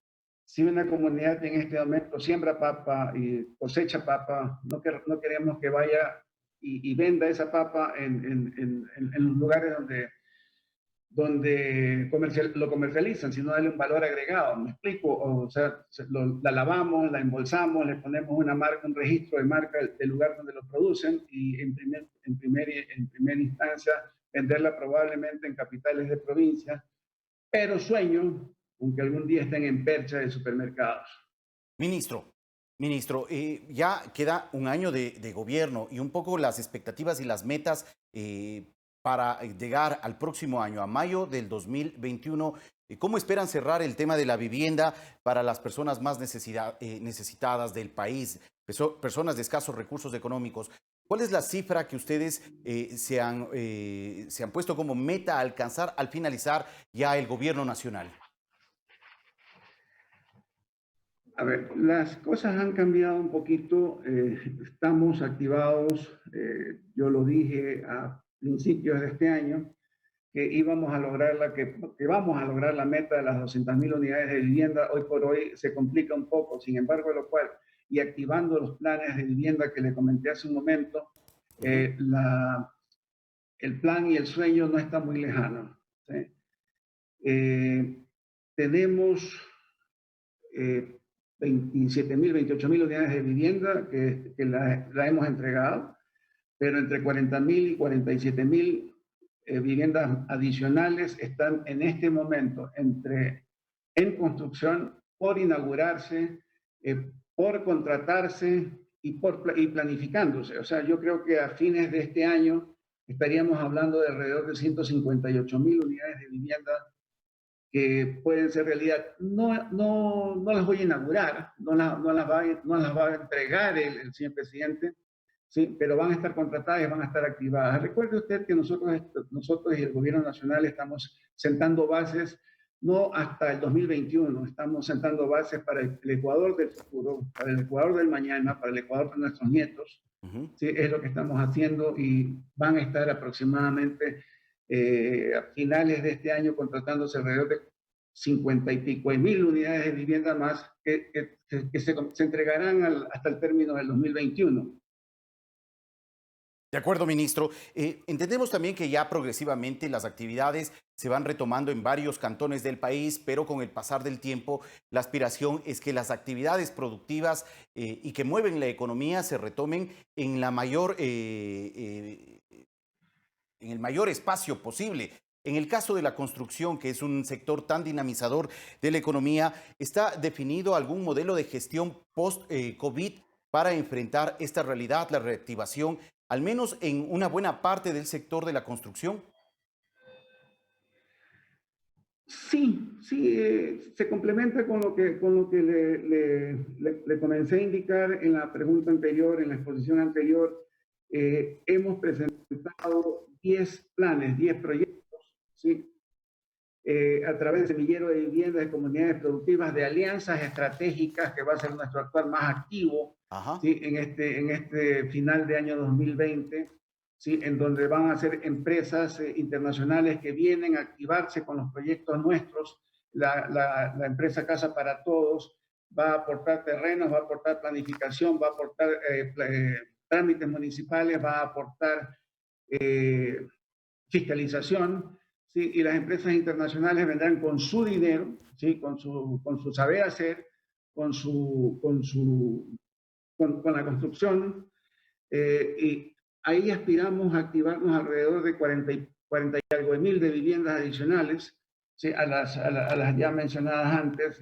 Estamos hablando de mejoramiento de barrios, estamos hablando de comunidades productivas, como le comenté, ahorro en vivienda. Estamos aspirando a ahorrar $1 por obrero a través de todos los obreros formalmente activados en la construcción, de tal manera de crear un flujo de cerca de $500.000 mensuales para cualquier IFI, para cualquier institución financiera. Va a ser tremendamente interesante y que va a servir de colateral para activarnos en los créditos que los emprendedores, los desarrolladores inmobiliarios puedan tener a futuro cercano.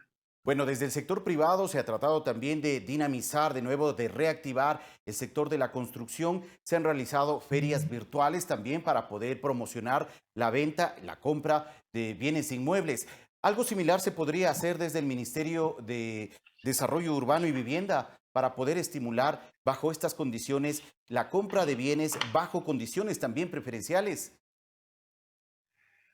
Nosotros estamos auspiciando hoy por hoy una plataforma de feria de vivienda virtual. Ajá. Que se va a desarrollar, me parece que a mediados, la segunda semana de junio. La segunda semana de junio es una feria de vivienda virtual que nos la expusieron hace unas 2 semanas y nos pareció tremendamente interesante. Estamos auspiciando la realización. Básicamente se trata de que el interesado visite una feria virtual en donde va a estar Casa para Todos, donde vamos a estar nosotros con 9 proyectos, en donde tengo entendido van a estar más de 50, 60 expositores adicionales.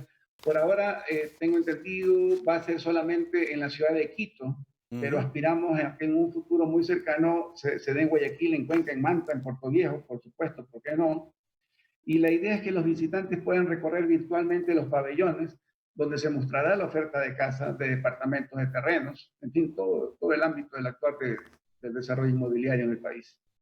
Muy bien, ministro, estaremos pendientes entonces también de esta oferta que planteará el Ministerio de Desarrollo Urbano y Vivienda para quienes en este momento también, bajo las circunstancias en las que se encuentra el país, puedan analizar la posibilidad de mover y de dinamizar el sector de la construcción. Gracias, ministro, por su tiempo. Muchas gracias, Fabricio. Muchas gracias por la invitación, por el espacio. Gracias. Buenos días. Gracias, ministro. Agradecemos al ministro Guido Maquiavelo, ministro de Desarrollo Urbano y Vivienda, por ofrecernos información sobre la reactivación de la construcción de varios y retomar las actividades en varios proyectos de construcción del programa Casa para Todos. 7 de la mañana, 44 minutos. Vamos a una pausa, regresamos en breve con más.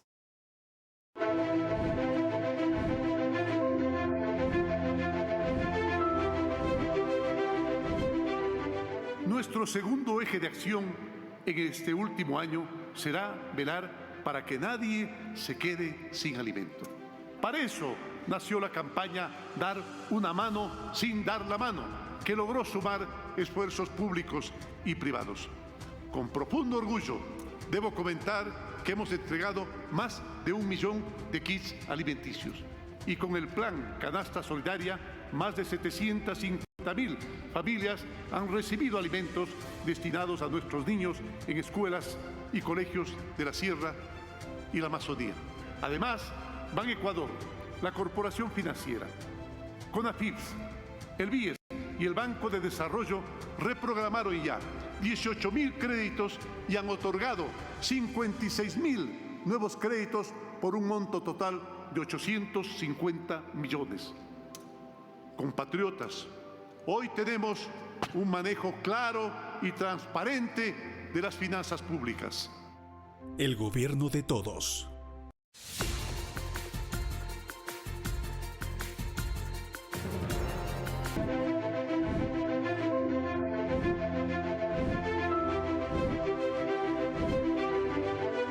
La crisis crisis exige un esfuerzo de todos.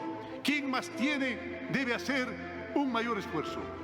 Por ello, aceptaré la sugerencia que se discutió en el trámite de la ley respecto de la facultad que me da la Constitución, que en casos de excepción, para quien gana más de $5.000 al mes, adelante un porcentaje de sus impuestos.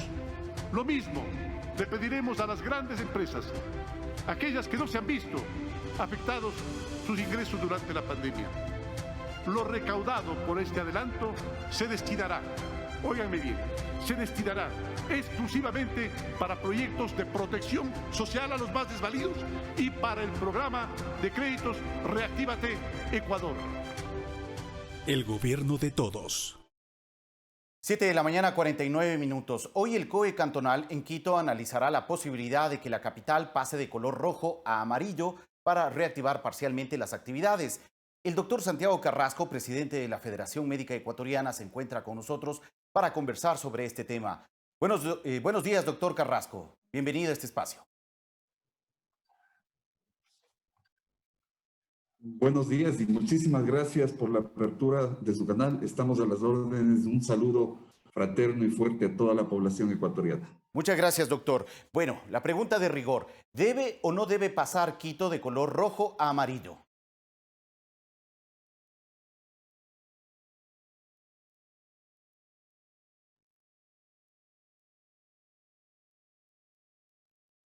Nosotros como Federación Médica Ecuatoriana hemos estado diciendo desde el inicio de esta pandemia y según cómo se han ido dando todos los acontecimientos, que en este momento en Quito no es prudente, no es una buena idea pasar de color rojo a amarillo, excepto que tuviéramos todas las condiciones absolutamente claras para esto, porque no estamos en temas de tomar una u otra posición como bandos políticos o lo que sea. Este es un tema absolutamente técnico, es un tema absolutamente médico-científico y que implica simplemente el que nosotros como médicos tengamos la responsabilidad absoluta de la vida de las personas y del bienestar de nuestros pacientes y de la población ecuatoriana.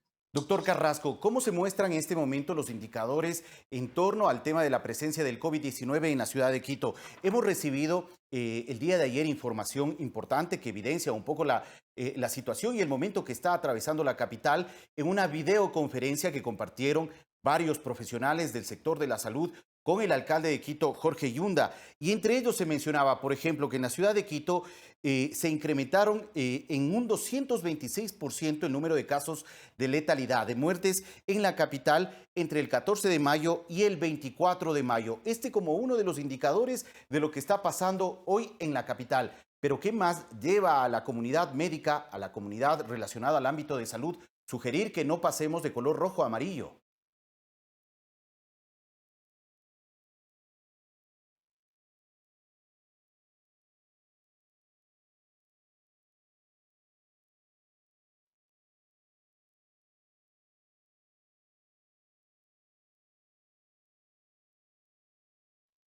Creo que tenemos un inconveniente con la conexión con el doctor Carrasco. Vamos a tratar de superarlo lo antes posible para poder continuar con esta entrevista. Pero antes quisiera que podamos revisar el reportaje. A ver, ¿tenemos la conexión? Doctor Carrasco, ¿nos escucha? Sí, le había escuchado. Discúlpeme, algo no está bien con el tema del internet, pero vamos a superar eso. Claro que sí, doctor. Sí, le escuché absolutamente bien. Le escuché absolutamente bien la pregunta. Y es, ¿cuál es el tema de las cifras? A veces las cifras son cifras que no están o que no nos aterrizan absolutamente claro en la problemática, en realidad. Y entonces decir 200 y más, 300 y más de mortalidad en los temas de números es supremamente impactante para cualquiera. Pero lo que nosotros estamos diciendo es qué tipo de condiciones mínimas tiene que tener en la ciudad, en la provincia, etcétera, para pasar de un semáforo rojo o amarillo, y son las condiciones mínimas de seguridad para nuestra población, para nuestra gente. Y una de esas condiciones mínimas de seguridad, por ejemplo, es lo que se está haciendo, lo que se ha llamado vigilante epidemiológico comunitario, que es una de las cosas que hemos, como Federación Médica, hemos estado pidiendo durante todo el tiempo. Y este vigilante epidemiológico va a permitir saber dónde están los focos de activación o de infección y poder controlar y poder a tiempo remitir a los hospitales a un paciente. Hemos dicho, esta pandemia no se va a vencer en los hospitales, esta pandemia se va a vencer en la comunidad y la comunidad tiene que estar absolutamente clara sobre ese tema. Bueno, de por medio hay también una realidad, una presión de muchas personas, de muchos capitalinos que tienen ya la urgencia de poder retomar sus labores, pero de por medio hay esta amenaza a la salud pública. Adicionalmente, desde el sector empresarial, desde el sector comercial, ha habido un llamado insistente a la autoridad municipal, al alcalde de Quito, para que se puedan retomar las actividades lo antes posible. ¿Qué debe pesar en esa decisión que debe tomar el alcalde durante este día? Debe pesar el tema del bienestar común, de una lógica absoluta en el bienestar común, en la vida de las personas, en lo que significa la vida de una persona y lo que significa todo lo que para la población ecuatoriana y en este caso para la población de el compromiso de seguridad, estar absolutamente seguros de que pasando a semáforo amarillo vamos a tener las condiciones para un trabajo seguro y digno para todos. Entonces, la presión de las cámaras, la presión económica, absolutamente válida desde el punto de vista económico, pero no válida desde el punto de vista de salud. La economía y la salud tienen que estar de la mano, de hecho, porque el bienestar de salud significa también el bienestar económico de la gente, pero no significa que por un tema de presión de este tipo de cosas vamos a sacar a la población a un tema de inseguridad y que podría provocar daños que no queremos. No, creo que nadie está dispuesto a aceptar daños de vidas humanas en este momento en la población de Quito. Doctor Carrasco, ¿a qué escenario nos podríamos ver abocados en caso de que la autoridad disponga que Quito pase de luz roja a luz amarilla? Y ahora, en el tema ya práctico, si vemos lo que está pasando en Quito, creo que estamos en semáforo, no sé de qué color decirle, la verdad. Sí, en teoría rojo, pero parece que la gente está en amarillo o verde. Sí, parecería que está el tema en amarillo, de hecho. Pero sí vale la pena que la gente sepa que tenemos que guardar todavía las condiciones mínimas de salud para poder pasar de este semáforo rojo a amarillo. Vuelvo a repetirle con seguridad. ¿Cuál es el escenario que podría pasar si es que liberalizamos esto? Que el número de contagiados, que el número especialmente de pacientes que pasen a graves aumente y que de hecho los hospitales y todo colapsen, y eso es lo que no podemos permitir. Bueno, la Organización Mundial de la Salud también ha hecho una sugerencia y una recomendación a nivel mundial que las autoridades puedan analizar adecuadamente las condiciones para que puedan dar paso al cambio de actividades y a retomar progresivamente ciertos sectores, el trabajo en ciertos sectores. Y parece que el cumplimiento de estas recomendaciones planteadas por la Organización Mundial de la Salud, al menos en el caso de la ciudad de Quito, no se han cumplido. Por ejemplo, la Organización Mundial de la Salud ha manifestado que debe haber por lo menos un descenso de nuevos casos en al menos del 50%. Quito actualmente es la ciudad con más casos nuevos por día en el país. Y además la Organización Mundial de la Salud ha recomendado que los casos de positividad sean al menos del 5% para retomar progresivamente actividades. En Quito esta tasa se ubica en el 29%. Es decir, los factores incluso indican y recomiendan y podrían ser un indicador también para las autoridades para esperar un poco más y mantenernos en color rojo. Sí, como le digo, es absolutamente claro lo que hemos estado hablando como Federación Médica, siempre y cuando tengamos todos estos marcadores, usted bien señala, y que son absolutamente la base, digamos, de la toma de decisiones científicas con un criterio epidemiológico, con una base de sustentación médica absolutamente clara y técnica.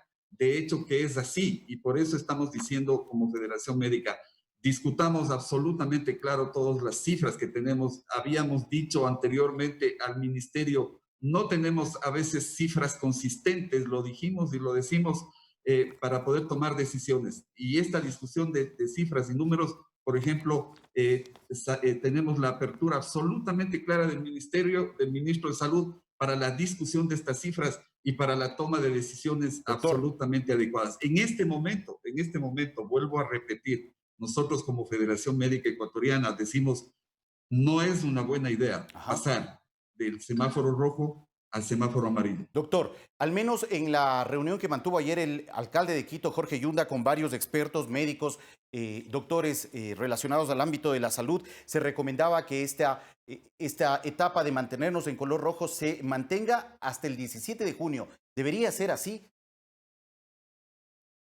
Siempre y cuando las cifras, Fabricio, vuelvo a repetir, siempre y cuando veamos absolutamente claras las cifras y veamos el comportamiento de la epidemia y el comportamiento viral.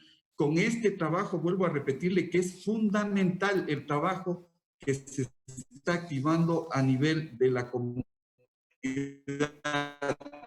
con estos vigilantes epidemiológicos comunitarios, que son los que nos van a estar en el lugar donde se están desarrollando los hechos, y esas cifras van a ser importantes para tomar esta decisión. Muchas gracias, doctor Santiago Carrasco, presidente de la Federación Médica Ecuatoriana, por ofrecernos su punto de vista sobre esta decisión que en el transcurso de las próximas horas el COE Metropolitano deberá tomar en torno a la posibilidad de que la ciudad de Quito pase de color rojo a amarillo.